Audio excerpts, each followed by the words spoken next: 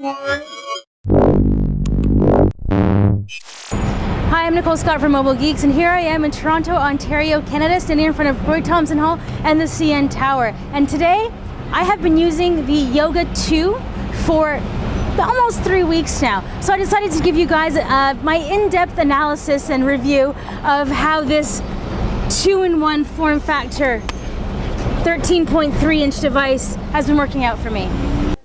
The Lenovo Yoga 2 Pro is a 13.3-inch Ultrabook with a high-resolution QHD Plus display, which means 3200 by 1800. Most other Ultrabooks in this size come with a 1920 by 1080 display, so this is much, much higher. The display itself is an IPS panel with a 10-point multi-touch. Under the hood, we have options for Core i3, Core i5, and Core i7 U-series processors. These are 4th generation Core Haswell processors, and we have options of RAM up to 8 gigabytes. It's running Windows 8.1 Pro, and it weighs only 3.06 pounds. This is about half a pound lighter than the Yoga 13. On the front, we have a 720p HD webcam, and for storage, we have SSD options of 128, 256, and 512 gigabytes. It comes with Bluetooth 4.0 and Wi-Fi BGN. Taking a walk around the system, if we start at the top, you can see that there is a status LED. We have the power button. We have the forced rotation. If we carry it down further, you can see that there is the anti-rotation. We have a volume rocker, a headphone jack, and a powered USB 2 port.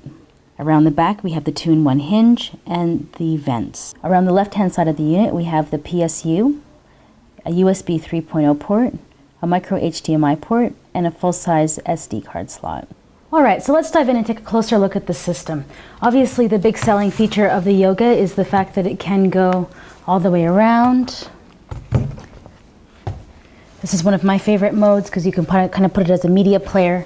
I like it because I forget that it's my computer and it's just like my TV.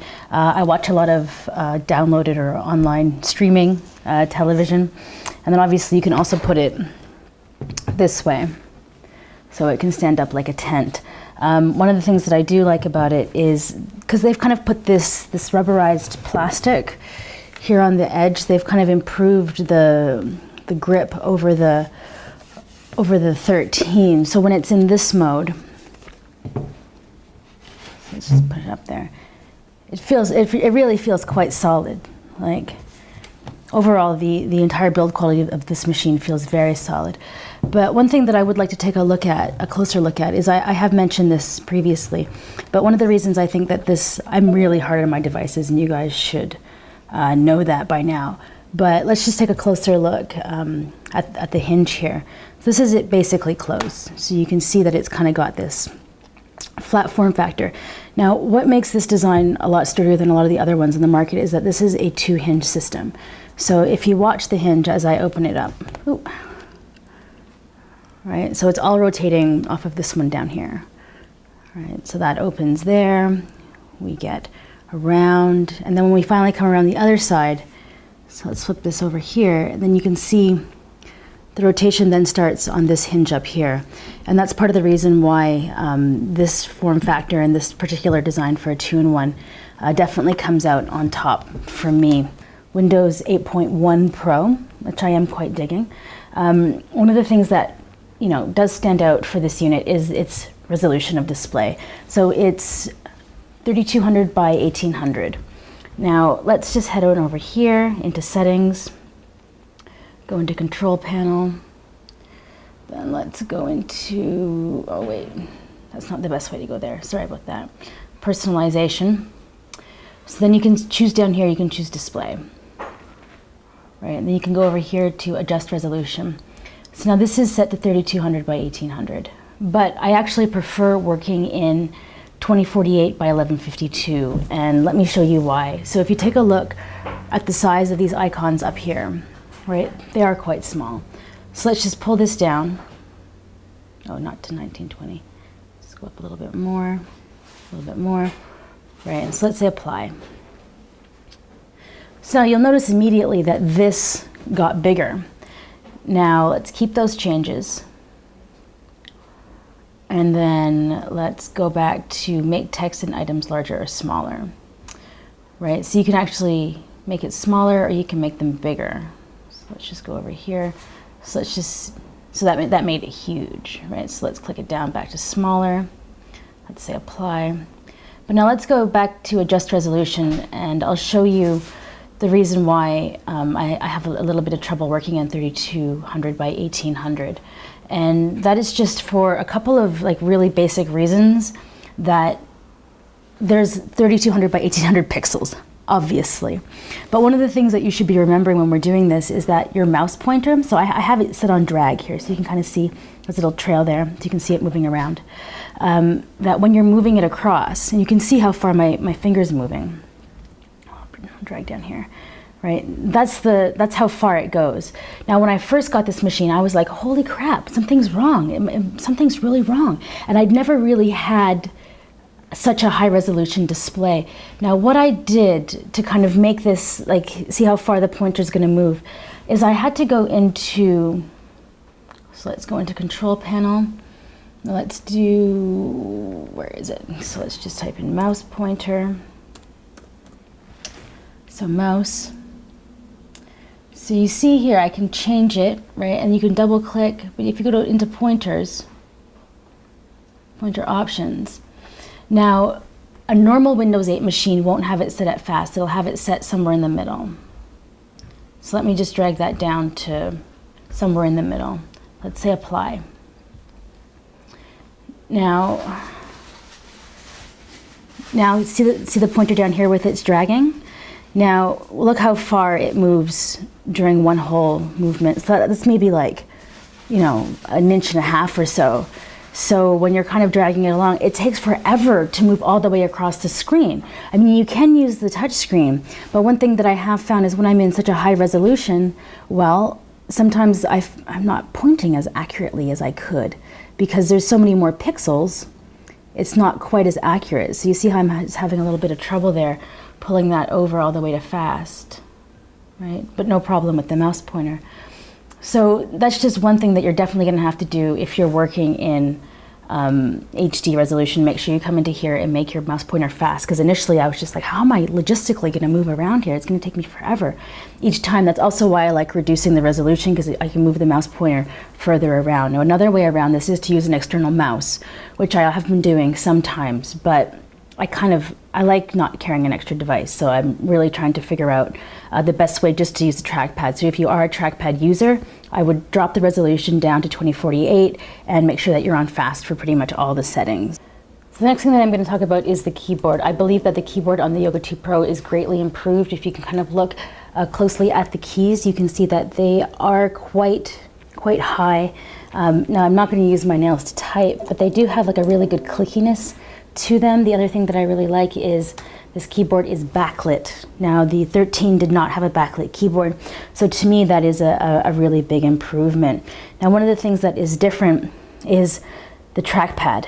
It is greatly improved over the previous generation. So we'll put these up side by side. Now, the first thing you're going to notice is this is a significantly smaller trackpad, right? It's a whole centimeter across the top. The finish on the Yoga 2 Pro, it's a little more silky. I would have preferred if they kept the same size trackpad on the 2 Pro. That is one of the things that I wish that they had done. But if we look at the keyboard itself, now this might be hard to see. You see how this kind of came up in the corner there when I was holding that on the bottom, right? So this is one of the things that they didn't do very well in the original 13, is that the support across the bottom of the unit just wasn't there. So I actually kind of have a janky trackpad a little bit. I do use this quite often in tablet mode, and I do end up walking and typing and walking and doing stuff. Now, if we grab the 2 Pro, you can kind of see this here. So let's do the same thing where we grab the bottom, exact same thing. And this is still clickable, right? So they've definitely improved the overall durability across here, and I really feel that my trackpad isn't going to break on this one because we don't have that same bowing. So one of the things people often talk about when they talk about the Yoga 2 is that when you do put it into tablet mode, that they don't like it when you have the keys on the back, and that the durability of the keys is going to be decreased because you're holding it and pressing it. I haven't had any trouble with the keys breaking. I had trouble with the trackpad. The keys were never an issue for me. And as for how everyone says, oh, it just feels weird when you're holding it, right? The thing for me is I actually like the keys, because when I'm walking around, I kind of find, right, that I'm not grabbing onto them or anything, but I do kind of find that, you know, as they're sitting on my hand, but they definitely are providing a little bit of traction. Now, one of the good things about the Yoga ThinkPad is it actually has a mechanism that when you flip it into tablet mode, the bottom part raises up. So then this part that's just right around the keys, like this depressed area here, for the keys actually will come up. So one of the sacrifices for that mechanism is the thinness of the device, which is why the Yoga ThinkPad is significantly thicker and heavier than this one. But I really don't mind it. I actually kind of like it. So now I have been comparing the Yoga 13 to the Yoga 2 Pro the entire time, but I'm actually going to show you a few of the differences. Now, we looked at the difference in the trackpad, which I think is one of the major upgrades, but also it's about the design. So let's take a closer look at how they've changed the design. So the first thing you're going to notice is that the Yoga 2 Pro is thinner. So it's 0.61 inches versus 0.67. But the big thing for me is the change of the power button. So on the Yoga 13, you have it right here up front. And if you look at the difference of the corner here, how this is flat, right? There's a little bump in here, but this is flat. So they've changed the design of the machine so that it's angled in, so that the buttons aren't flat and flush to your bag or whatever you're putting it in. So sometimes people would complain that their power button would get hit. So now, yes, it is still on the side, right? But if you look, right, it's angled in, right? So here, like I showed you before, we have the LED and the power button. But, you know, sometimes I'm like trying to reach for it and I'm like, where is it, right? So actually, it's more of a feel moment than anything else, because you have the soft touch plastic and then it goes to like a shiny, you know, smooth plastic. So you can actually feel for this button. That's one of the big differences for me. But if we kind of carry on the system, they've changed the side of the PSU. So on the 13, it was over here. Now it's on the other side of this one. Now, looking at the back, you can clearly see that they've thinned down, that the mechanism is much smaller. The locking mechanism is much smaller. It's much thinner. Overall, the weight as well. So it's 3.06 pounds versus 3.3 pounds. So I mean, that's a pretty big jump in weight loss there for the two units. But looking at the overall dimensions as well, if you kind of see that across the top, there's, you know, it's thinner, it's narrower, right? So there's definitely size-wise, like maybe it's our muscle memory, but when you pick up the 2 Pro, it's just significantly lighter. Another obvious change is, you know, Haswell. And then we have the increase of the hard drive up to 512, which is really, really nice. It was 256 on the Yoga 13. So if we put them into, I guess, tent mode, you can see that the height is actually lower on this one when it's in there. Now, I'm going to, you know, you notice I'm kind of filming in I'm at my parents' house right now. Little vacation for me, but I thought that I would get this done because I've had it long enough. So you can see that the glare on the screen, it's not too bad. This room is pretty sunny, but the viewing angles. So if we look at the 13, whoa, what a big difference. I know that's a black background, but it just seems that the viewing angles and the glare on this one are just so much worse. So I actually did a sunlight viewability test of the Yoga 2 Pro outside, so let's go check that out. Now, you can see here the viewing angles in the sun. It's horrible. This is a fingerprint touch disaster, basically. So this is kind of my sunlight viewability test, and this is me actually using the touchscreen. You can see that I do swipe over quite a bit. All right, so now we're going to run a couple of side-by-side basic tests. So this is the Yoga 13 back here. This is the 2 Pro up front. So what about opening web pages? So let's hit IE at the same time. Well, clearly this one is much quicker. All right, so the next test that we're gonna run is an audio test because damn, they really improved it here. So Shambhala is a music festival in Canada. Sticky Buds had a mix. So let's just hit play. Now big respect to the Shambhala massive. From the Periscope, bringing the good vibes out. Okay, that was at full volume. So now we're gonna do the Yoga 2 Pro. Now big respect to the Shambhala massive. From the Periscope, bringing the good vibes all the time. Man can't stick it. They have doubled the bass. They've made it twice as loud. I'm really impressed. And listen, rock out China. Oh, Shambhala, party with my friends in Canada. Oh, Okay, now let's just go back to the Yoga 13. man can't stick it out. It's a little more tinny. Join a musical journey. Also, It's definitely not as deep. dance and listen, rock out China. Oh, Shambhala, party with my friends in Canada. So if you're looking at it from a purely like media player perspective, because you want to use this in intent mode to listen to music or watch movies, wow. Alright, so I know I started this video out in downtown Toronto and ending it, my final verdict, in front of a fireplace, a little fireside chat about the Yoga 2 Pro. So, I didn't do performance testing and battery life in this video because I already have shot a performance testing video that you can watch right over here. So if you're wondering how the Core i5 version works out, great on games, super snappy on opening web pages like you saw. Haswell is quicker and it's more battery efficient. Since this is a pre-production unit, I didn't want to do hard battery tests on it. But my usage over the past couple of weeks, I would say I'm getting about between like 5 hours and 45 minutes and 6 hours and 6:15, 6.5, depending on what I'm doing.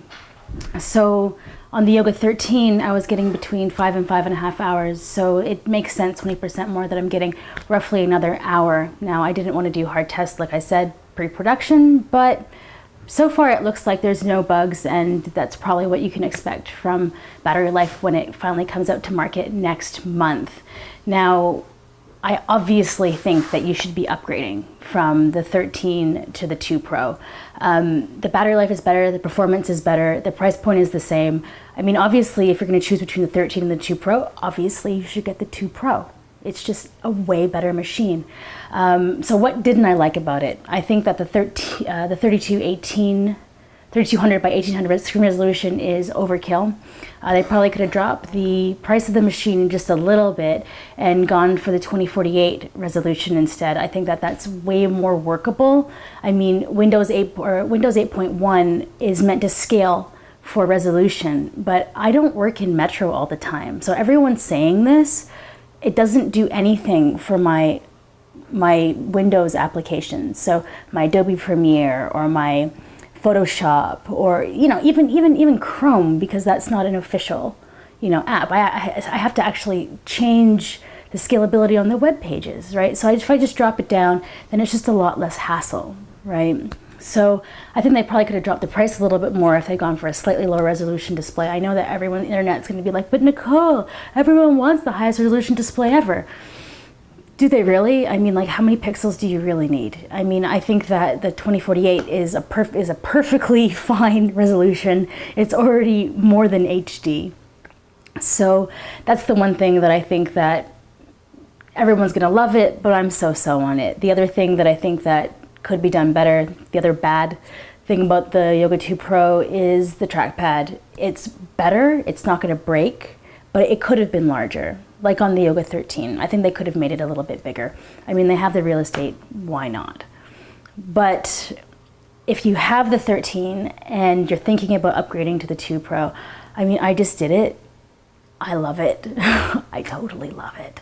Can I justify spending another $1,000 on another machine to upgrade for Haswell? Yeah, it's worth it. But if you don't have the money, then probably don't do it. I mean, if you can try to sell your machine and it maybe only costs you $300 or $400 to do the upgrade, then maybe I would totally recommend it. But if you're a first-time buyer and you're choosing between the two, there's not even a question. You should totally go for the 2 Pro. So that's been my 3 weeks hanging out with the machine. I love how quickly Haswell works in comparison to the 3rd generation processor. When it comes to things like video editing, I'm using Adobe Premiere primarily for the more complicated stuff. I use Cyberlink Power Director when I'm doing the quicker stuff. The Intel's Video Quick Sync is killer. I'm doing a 5-minute HD video, full 1080p, exported at 13 megabits in like 4 times real time.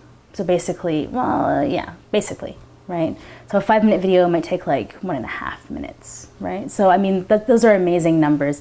And the sheer grunt power of the increase of the graphics performance of Haswell on my other applications that don't have video quick sync, like Adobe Premiere or Photoshop, I'm also seeing like I'd say like a 20% increase in how quickly my videos export. I haven't done gaming tests yet. I do have WoW on this computer, but I'm gonna wait till I get back to Taipei to play that, because you guys will just all make fun of me for how crap I am at playing it. So I'll get Sasha to play WoW for you and some other games on here. I'll download Real Racing 2 and a couple of others. So I'll download it, but I'll download a bunch of games. I'll totally do that. I suck at games, so forgive me that I haven't done it yet. I just don't want to be laughed at by y'all. So that was my review of the Yoga 2 Pro. Totally in love with it. Totally think that you should buy it. The keyboard's fantastic. The price point is amazing, and I love, love, love, love the form factor. I'm totally a yoga user. So expect more videos from me, as in like another month I'll follow up on how the durability's gone, other things that I found out about it. I mean, when this officially launches in October, there's going to be a suite of software applications that Lenovo's going to launch with it. So one of them is going to be gesture control. There's going to be a chef application. There's a Photoshop one, I think, for touch. So there's actually a few other things. So when the official build comes out and this is coming to market, I will take another look at it and give you it'll probably be like a 8-week review by then. Woo! What in-depth analysis you guys are going to get. So anyways, questions. I will totally answer them in another video. Yeah, so I'm Nicole Scott from Mobile Geeks, taking a closer look at the Lenovo Yoga 2 Pro. Oh, and subscribe to our channel. Let's do it. And like the video. Do it.